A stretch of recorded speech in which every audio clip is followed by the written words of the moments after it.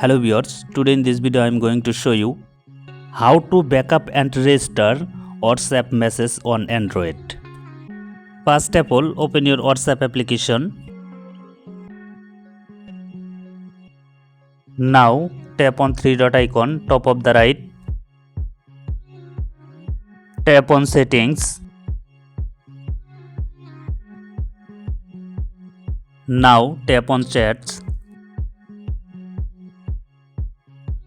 Scroll down little bit. You can see chat backup. Tap on chat backup.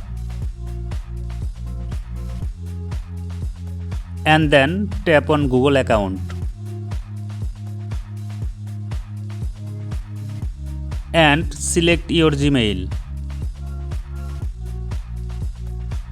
Now tap on automatic backups.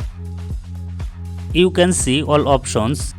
Now select one option. Now tap on backup. You can see hopefully solve your problem.